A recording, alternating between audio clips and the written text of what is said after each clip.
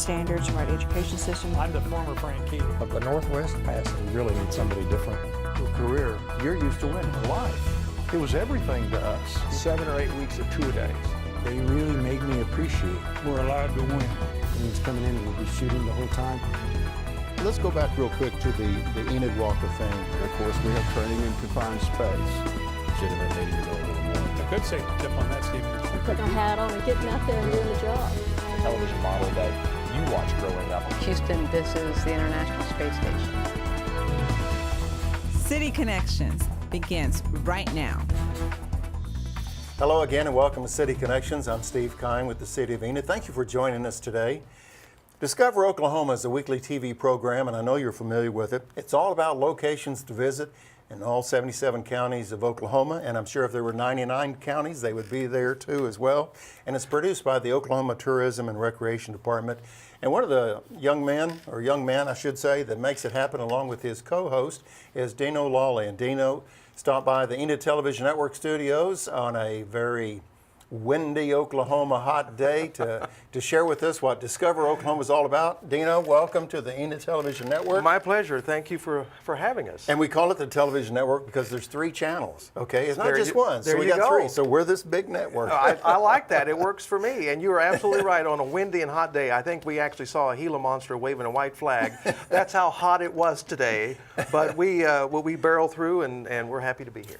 Okay. In an air-conditioned studio. No, it's pretty nice. So we'll take our time with the questions. Okay. Discover Oklahoma has been around for quite some time. There's been a variety of co-hosts. There's been tremendous number of themes and locations and stuff. Can you, for someone who's just maybe tuned in to Discover Oklahoma in the last year or two or last 5 years, do you know when this all began? It all began approximately 25 years ago. It started at the Department of Tourism. One of the first gentlemen who was kind of a driving force with the show was a gentleman by the name of Jim Brody. As you said, as people go about and do other things, the show has just always continued. Tommy Evans, who's with me today here in studio as well, is the person who's been here the longest with the show so far. So he was here in the very early stages. At one point, it was just he and another executive producer, just the two of them, putting a show together. So, I mean, they went above and beyond. And the mission of the show is to go out and highlight interesting places, interesting people, and to enhance people to get out and explore Oklahoma. It can be Oklahomans who live here, of course, but also people who may be driving through. Things to do, places to go, places to eat. Restaurants are still our favorite stories with viewers. So that's the mission of the show, and we just continue to plow through and always looking for new ideas and new stories. Well, let me congratulate you on a great job that you and your co-host, Lauren Nelson, is that the correct name? Or, yes. Or one of the names that she uses for the show. But you guys do a great job. And born and raised in Oklahoma, even though I haven't lived here forever, most of my life. And so I think it's a great representation of the state. And we've heard of those places to eat in Krebs, and we've heard of the places in Lawton, and I should go to Roman Nose. And you hear all these things, but sometimes we need that little reminder.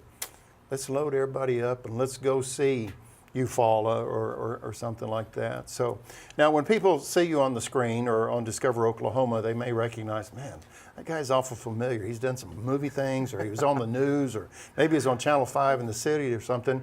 But since day one, you've had a television and broadcasting background, correct? I have. I've been in television now, I'm somewhat embarrassed to say, but also proud to say, coming up on 29 years, and that's all I've ever wanted to do. I've been very blessed and very lucky to have made a living at what I do. I spent 20 years as an entertainment reporter and film critic. In that 20-year period, it was only 3 stations, Channel 5 in Oklahoma City, NBC in Los Angeles, and then Channel 4. I did a show years ago called PM Magazine. But I really have been very, very lucky. But when my first son was born, who's now 20, 6'3", and he's 20 years old, when he was first born, I had been doing that for a while, and I was on the road 39 weekends out of the year. I was on a plane going to LA or New York to see the films, interview the people in them, and my priorities shifted. I wanted to be there on the weekends and be a dad. So I started looking for another job. Was the creative services director for a nonprofit in their TV division. And then I became the director of the Oklahoma Film and Music Office for a few years. Actually stepped down for family reasons because my daughter was born with some health issues, and I wanted to devote a little bit more time to that. So I became the field representative. I didn't want to do the paperwork, and I didn't need the director title and all that stuff. I just wanted to do the work. And after a total of maybe 6 years, the producer position for Discover Oklahoma became available, and the schedule was a little bit more set. I could tell my wife over the weekend, okay, I'll be late on Tuesday night and Thursday night. I can go in late on Wednesday, and it just was more set. And that way with 3 kids, and my wife's a school teacher. So I've been with the show now for 9 years. So it really has been a good ride, and I hope that ride continues for a little while longer. And 9 years probably seems like 5 years, because it's just amazing how quick the calendar goes as it spins around, if you will. It sure does. So, it sure does. No, Dino, when I watch the particular show of Discover Oklahoma, I'll notice you'll be in maybe 3, 4, 5 different places in a show segment. Maybe it's on Saturday evening when I'm catching that show. And so being interested in broadcasting and interviews and locations and stuff, I'm thinking, how in the world did they put this show together? They were in the northwest part of the state, but they ended the thing down by Durant, and they were up by Bartlesville at one time. And I'm thinking, boy, they are really moving. Can you just kind of talk us through the process of getting that one show that's going to air in a couple of weeks, or however it is? By the time you see the show, it is accumulation of hours upon hours and weeks and sometimes months of work. We have 3 full-time people who work on the show, and then we have a lot of freelance people. So we have a lot of freelance reporters. But the 3 people who edit the show, the 2 people really who kind of edit the show, if you added up all the years of broadcasting that we've all been in, it would be triple digits. Wow. So that helps a lot, that we all know what we're doing and we all enjoy what we do. But we have to keep track of where we've been, someplace we haven't been in a while, and look at the state as a whole. And if we haven't been to southwestern Oklahoma in a while, or northeast Oklahoma, we try to figure out something to do up there. We do get our best story ideas from viewers who write in via email, occasionally still a letter, which is fine too, sometimes a phone call as well, and we keep track of all that. We have several Excel spreadsheets in our computers on drives that we all can share.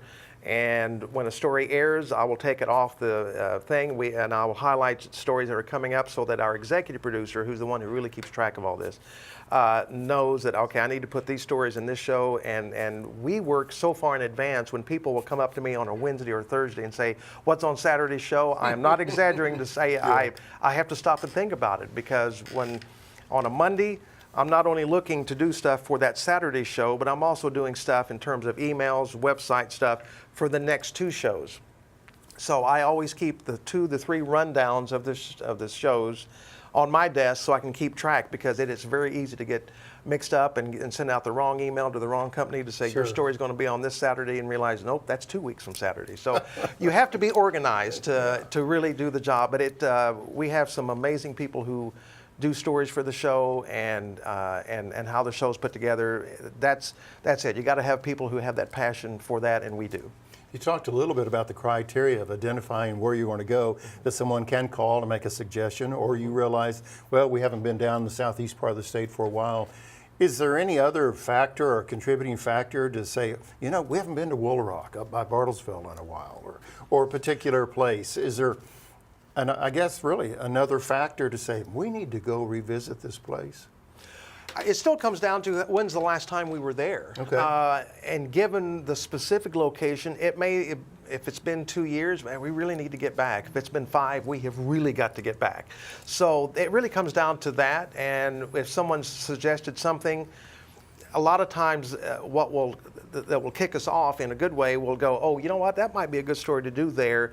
And while we're there, since it's been a couple of years, we need to go back and redo and shoot some new current video of this other place. Sure. So that's one of the criteria. If we're going to have someone sends us an idea for one story, if we're going to be in that area, we can look and go, oh, you know what, it has been 5 years, it's been 3 years, it's been 10 years. We need to go back and redo that story as well. Oklahoma's not a huge state, but if you're in Hugo, it's a long way to Guyman. So there is some planning that takes place. Well, Okay, we're on the eastern part of the state. We might ought to capitalize on filming or taping as many things as possible. It just comes do. down to planning and logistics. Yeah. I will talk with our executive producer to say, and she'll talk with me about, now when we go out and do stories as a reporter, like today we were in Enid shooting 2 stories.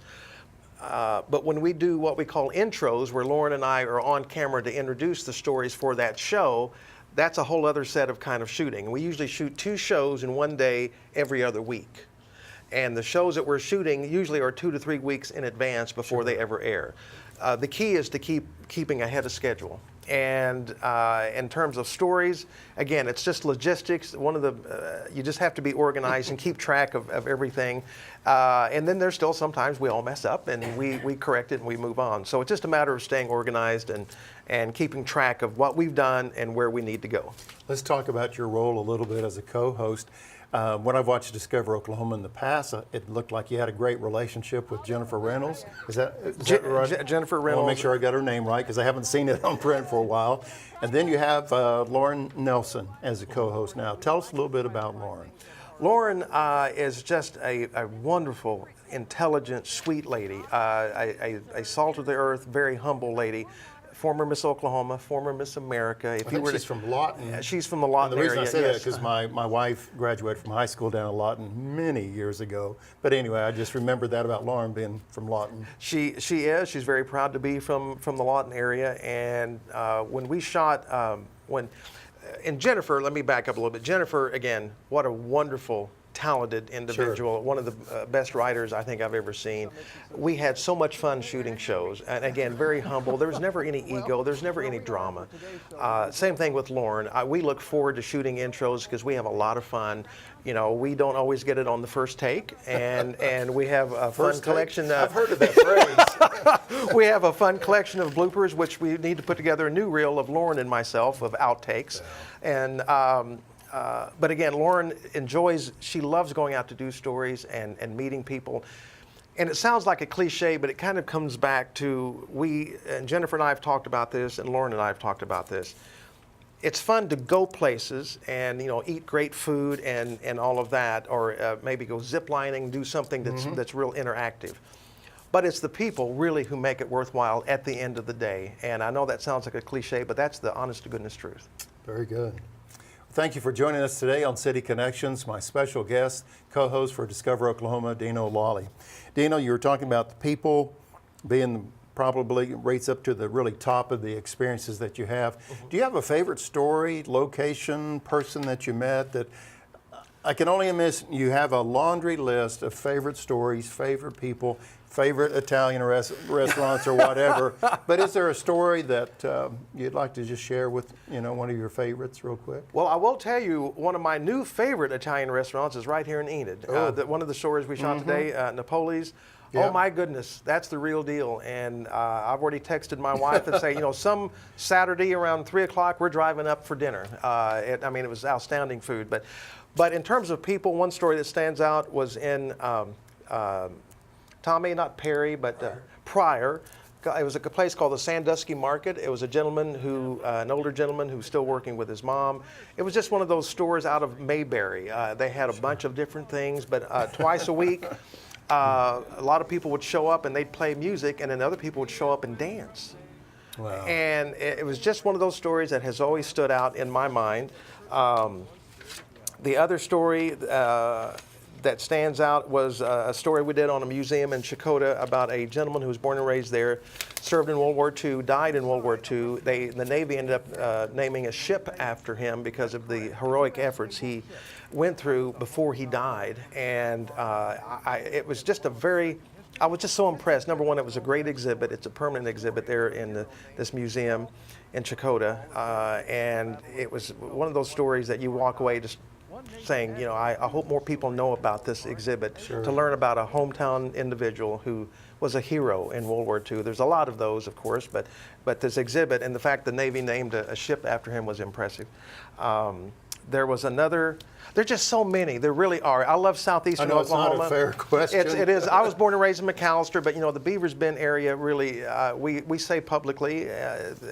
People say, "What is that going to make the other parts of Oklahoma mad?" Well, no. There are beautiful parts all over Oklahoma, but southeastern Oklahoma doesn't look like the typical way that Oklahomans sometimes think of that. And people from out of state. If you go to Beavers Bend, it's great to look through the parking lot there at the lodge, and 95% of the car tags are from Texas. They come up, and it's just a beautiful area. I love western Oklahoma too. I love Enid. I have a lot of friends who have lived here, were born and raised here, and it's just, I love the Vance Air Force Base is here. I just think it's a very nice area. Enid, I think, is a very progressive city, and it's always fun to come up here and do stories. So yes, we could do a whole 3 hours on favorite places to eat, things to do, and yeah, we could go on and on. People used to always ask Jennifer and myself, and now Lauren, what's your favorite story? Where's your favorite place? Well, how long do you have? Yeah. Well, the folks in Enid certainly can relate to the World War II story that you shared, because that's how Vance was named, after a World War II pilot that Exactly. had just really given his life for other airmen and then was killed himself. So it's just a tremendous story, and you're absolutely right. We need to remember those stories. We need to tell those stories of why the airport is named this, why that ship is named that, or why a base is named that. You talked at the beginning of our visit that people reached out to you, they'd write you a letter, they'd give you a call, send you an email, said, hey, have you considered this? If there is a best way to contact your department or the tourism group and say, hey, I've got an idea for Dino and Lauren on a show, how would they go about doing that? Somebody's watching this and they go, there's this farm place just north of Cherokee, and I don't think they know about it. So what's the best way to reach you? Well, the best way is to send an email that we all get in the office. Our executive producer and our photographer, editors, and myself, and that's discoveroklahoma@travelok.com. That when you send an email to that, we all get it. Very good. And we do keep track of when someone will say, hey, this restaurant's been here for 30 years. Do you guys know about it? Sometimes we have known about it. Sometimes not, but we put it on this huge Excel spreadsheet, so that when that any of the reporters say, I'd like to go to such and such to do a story. Is there anything that has come in? And I'll email them and say, there's this and this and this, and check them out and see what you think. So that's how that works. Discover Oklahoma airs on Saturdays, and I'm reading off of a website. Dino can correct me on the times, at 6:30 on Channel 8 in Tulsa at KTUL, and then at K4, Channel 4 in Oklahoma City, and then at KSWO in Lawton. Yes, sir. Now, those are all Saturday dates? Yes, sir. Okay. Yes. I've seen the program, but I couldn't tell you how many times I've seen it or what day, but I know the program when I see Discover Oklahoma. Are there any other affiliates or any other stations in the state that I just didn't list here? The Fox affiliate in Sherman-Denison airs the show, and they have for years. And then the Fox affiliate in Wichita, Kansas airs the show. Great. And then we have a lot of cable networks that also air the show as well. So we literally blanket the entire state, North Texas because of Sherman-Denison. We even bleed into western Arkansas a little bit because of Tulsa. Correct. And because we're in Wichita, we kind of get southern Kansas covered as well. So the show reaches a lot of people. Well, Channel 8's on that Lookout Mountain in Tulsa, so that signal goes a long way. It goes a long way. It goes a long ways to the east. A couple more questions before we end our visit today. Why do you think the show is so successful? Because I think people want to know what's going on in their state and in their community. They want things to do. People with small kids. That's what kind of family adventure can we have? And we love to say, unless you just absolutely want to, there's no need to travel outside of Oklahoma to have a nice vacation, a nice staycation, a fun weekend, whatever the case may be. And sometimes we can't see what's right here. And so we love to remind people. And one of the best compliments we get on a regular basis is we will get an email, or if we're out shooting, someone will come up and say, I saw that story on such and such. I was born and raised there and lived there for 30 years. I didn't know that was there, or had never been there. So thank you for bringing it to my attention. We just always love to highlight all the things you can do, all the places you can go, places you can eat, all the adventures you can have as an individual, a couple, a family, whatever the case may be. If you're looking for a place for a family reunion, there are all kinds of fun places to have those. So we feel it's our mission to highlight all the things that are fun to do in the state of Oklahoma. Well, on behalf of Mayor Bill Shuey here in Enid and the city commissioners, and of course all the folks here in Enid, we appreciate your interest in coming up here and having different interviews with different people. Sorry that you had to deal with the Simpsons again. But they actually were gone. They were not here. Okay, they well, had good to make for a you. run up to Stillwater, but I'll get even with them later.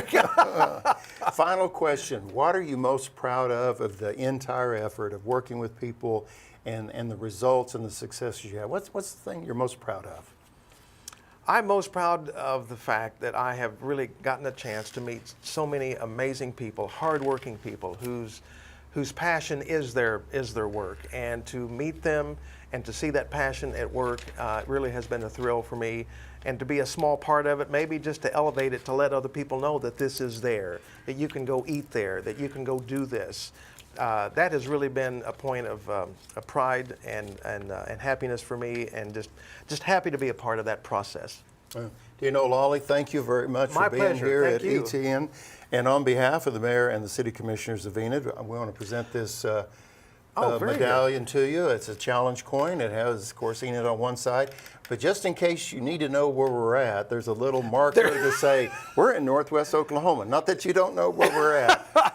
But you can have that at your desk, and that'll just be that reminder of your visit here at the studio today, and how much we appreciate you highlighting our great state here in Oklahoma. Well, thank you for having me, and I will have this actually on my desk to remind me in case I ever forget. In case you ever forget. And you know where the cool studio is, so if something exciting's down the road and you need to stop in to do something, We'll be knocking on the door, or knocking it down, one of the two. So. Okay, but we need the door, so just be gentle with it if you would. So thanks for being here. My pleasure. And thank you for being with us here on City Connections today. Yes, we meet all types of individuals, but one thing they have in common, they really have a passion and love for the state of Oklahoma and even Northwest Oklahoma as well. So thank you for joining us on City Connections. I'm Steve Kime with the City of Enid, and I look forward to visiting with you in the near future with another special guest highlighting our state and also our community. So until next time, make it a great day.